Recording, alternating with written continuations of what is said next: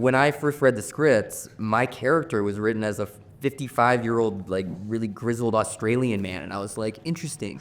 And when I talked to him, I was like, hey, I love this role, but, like, can I ask, like, why me? And he was basically like, Neighbors 2. I love Neighbors 2. I'm like, not Neighbors 1? He's like, Neighbors 2. How would you describe a bubble and a squeaker? Oh, well, I think a squeaker's sort of trying to slip through life on a traditional path. So I think a bubbler, a bubble. Effervescing. Yeah, I think it's a screwball comedy. In a nutshell, yeah, I started writing it as a short play, sort of a purely absurdist exercise for myself. And I put it up a few times, but that was so long ago. And then 10 years later, I went back to it. It was sort of this one pure thing of me.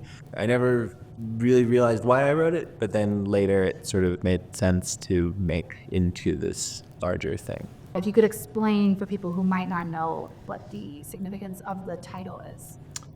So Bubble and Squeak is a dish made of cabbages, and it's named after the sound that cabbages make when they're being boiled or fried.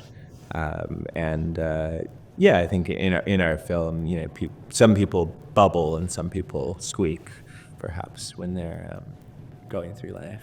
I think I'm a squeaker in my everyday life. I like to live a pretty boring life, but then I think I'm a bubbler in my work life. I can see that.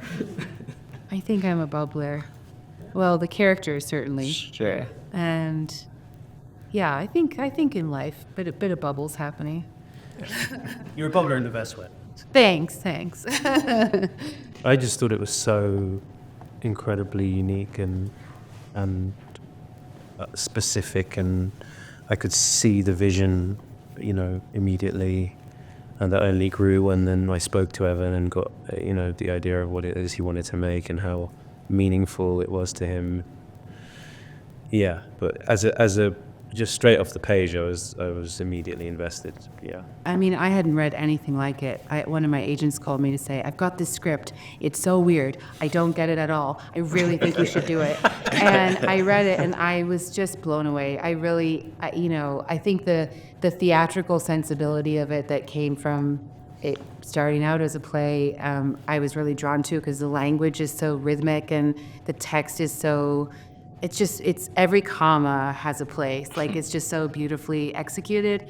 And I'd never read anything like it. And then this sort of idea of this adult fairy tale as metaphor for what a relationship looks like. And even like with Evan talking about that he started it so long ago, and then, his life has taken so many turns, and that's all in the relationship of two people who maybe really love each other, but maybe aren't right for each other. And so I was just drawn to that there was this beautiful heart to this thing it had an emotional pulse, but the actual execution of it is totally absurd and has this whimsy that you talk about. And it's so rare in life that you read a script and go, I'll do anything to do this. It just had that kind of magic to it. So, and then we met in COVID on Zoom, and we've talked a lot about cabbage since then. And it was a pretty magical experience. Was that everyone's first time in Estonia? Oh, yes. It was. Second time for me. Oh, yeah. That's really... Compare and contrast. The first time I was literally there for a day. And then we were locals. Then we were, locals probably, yeah. I had no idea. I didn't know what we were walking into. It's I guess that was Estonia. Yeah, I mean, we spent so much time in this very special way, like outside of Tallinn. But we lived in Tallinn, and it was it's an amazing host to us. I mean, I have only fond feelings for the summer we spent there.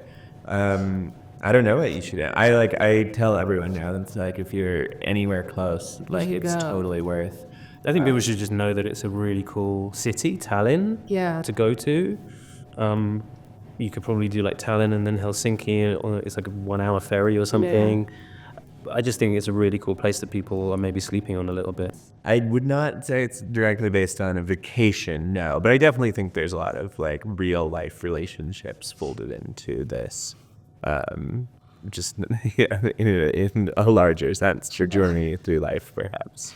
Has anybody had a vacation gone epically wrong? Oh, not Knock on wood. not like this. I mean, There's always time. My flight was delayed 5 hours to get here. Just as challenging as what. So when it's an hour and a half flight and you're delayed for 5, everyone's on that flight too. We didn't know until we landed, but we both spiritually knew we were there for each other. I've definitely been trapped in immigration rooms as a Canadian who then moved to the UK, then moved to the US and back to the UK. I've definitely been in the like holding cell and the sweat of that room and the anxiety of it. And it's I don't recommend it.